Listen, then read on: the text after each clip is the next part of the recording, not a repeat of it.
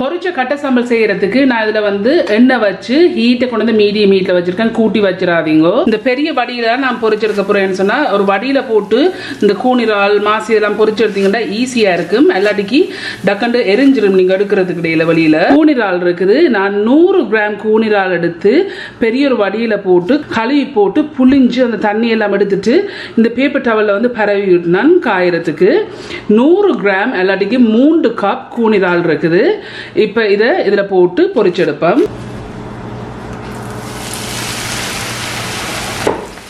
இதில் நிறைய பபிள்ஸ் வருதில்ல, இந்த பபிள்ஸ் வந்து நல்லா அடங்கி வரைக்கும் இது பொரிஞ்சிட்டு மீனிங்.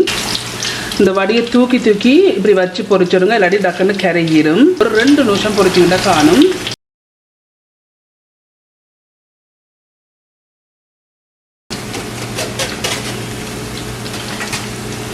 சரியா 2 நிமிஷம் பொரிச்சிருக்கிறேன்.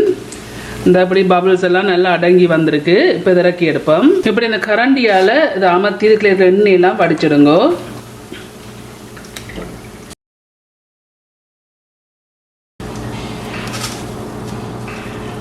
இதில் பேப்பர் டவல் போட்ட பிளேட்டில் வந்து இந்த கூனிரால் இறக்கி எடுக்கிறேன். இப்படி பரப்பி விடுங்க. இந்த இருக்கு இந்த கூனிரால்லாம் எல்லாம் பொரிச்சிட்டு இப்படி பரப்பி வச்சிருக்கேன் இறக்கி போட்டு. இதில் நான் வந்து மாசி கருவாடு எடுத்திருக்கிறேன். 50 கிராம் எல்லாட்டிக்கு 1/3 கப் ப்ளஸ் 1 டேபிள் ஸ்பூன் எடுத்து 25 நிமிஷம் கழுவி போட்டு நனைய வச்சுட்டு வடிச்சிட்டு இப்படி ஒரு டிஷ்யூ பேப்பரில் போட்டு காய வச்சிருக்கேன். இப்போ இதையும் வந்து பொரிச்செடுப்போம். மாசி கருவாடு வந்து ஒரு 45 செகண்ட்ஸ் வந்து பொரிச்செடுத்தீங்கன்னா காணுமேண்டா. கூட பொரிச்சிங்கன்னு சொன்னால் முருகீரும். இந்த இருக்கு நான் சரியா ஒரு 45 செகண்ட்ஸ் மாசி கருவாடை வந்து பொரிச்சிருக்கிறேன்.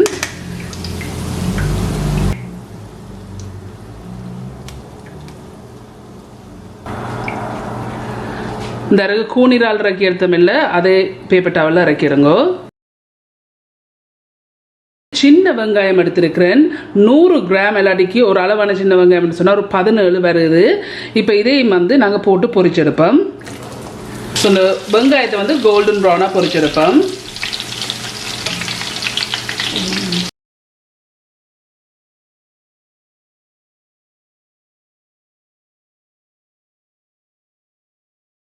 இப்போ ஒரு 3 நிமிஷமாக அதுலேருந்து பொரிஞ்சோன்றிருக்கு. இன்னும் லைட்லி கோல்டன் ப்ரௌனாக வரணும். இப்போ சரியாக நான் ஒரு 7-2 நிமிஷம் இதை பொரிச்சிருக்கேன். இந்த இப்படி கோல்டன் ப்ரௌனாக வந்திருக்குல்ல, இப்படி வரைக்கும் இதை இறக்கிடுங்க.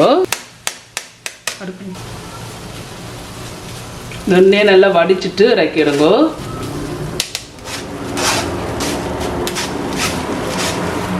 இப்படி நல்லா முறுமுரண்டு பொரிஞ்சிருக்கணும். ஆளும் கருவை பொரிக்க கூடாது. இந்த இருக்கு இதையும் வந்து நான் இந்த கூனிசோ மாசியோட சேர்த்து இறக்கி எடுக்கிறேன். இந்த இருக்கு இந்த கட்டை சாம்பல் செய்யறதுக்கு என்ன மண் சட்டி எடுத்து வச்சுக்கொண்டு ஹீட்டை கொண்டு வந்து மீடியம் ஹீட்ல வச்சிருக்கேன். வச்சுக்கொண்டு இதுல வந்து எண்ணெய் இருக்குது. 2 டேபிள் ஸ்பூன் எண்ணெய் இருக்கு. இந்த எண்ணெயை விட்டு நல்லா கொதிக்க விடுவோம். இந்த இருக்கு இந்த எண்ணெய் வந்து இப்படி கொதிச்சுட்டு இப்படி கொதிச்ச பிறகு இதுல வந்து உள்ளிப்பல் இருக்குது. 80 கிராம் உள்ளிப்பல் இருக்குது. இந்த உள்ளிப்பல் எடுத்து சின்ன சின்ன வெட்டி இருக்கு. இப்போ இதை இதுல போடுங்க. இதுல வந்து இஞ்சி இருக்குது. 5 கிராம் இஞ்சி. இதையும் இதுல சேருங்க. போட்டுட்டு இதை நல்லா வதங்க விடணும். வதங்கி நல்லா கோல்டன் ப்ரௌனாக வரணும்.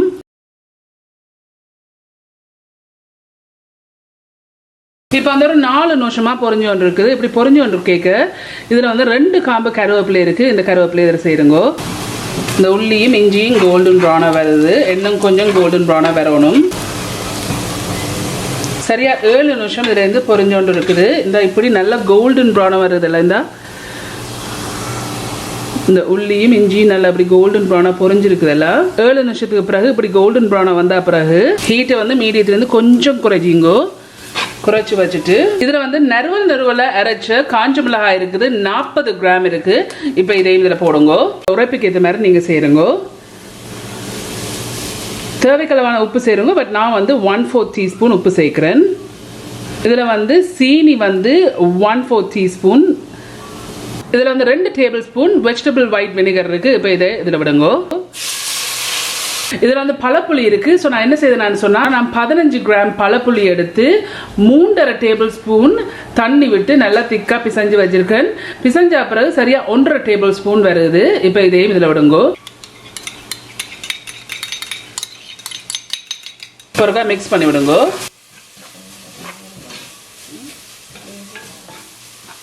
நான் ஹீட்டை வந்து லோ ஹீட்ல வச்சிருக்கேன். இப்படி மிக்ஸ் பண்ண பிறகு பொரிச்சு வச்ச வெங்காயம், கூனிரால், மாசியும் இருக்கு. இப்போ இதுல போடுங்க.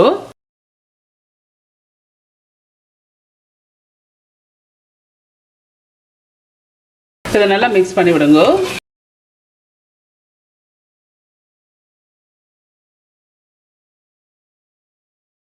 இப்போ இதை நான் நல்லா மிக்ஸ் பண்ண பிறகு அடுப்பை வந்து ஆஃப் பண்ணிட்டேன். ஆஃப் பண்ணிட்டு இந்த சூட்லயே நான் இப்படி கிளறி விட அப்புறம் ஒரு 3 நிமிஷம்.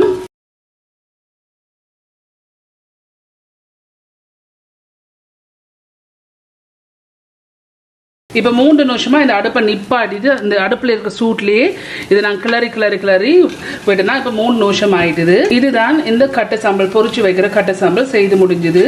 இதுவும் சிங்களாக்கள் செய்யற முறை தான்.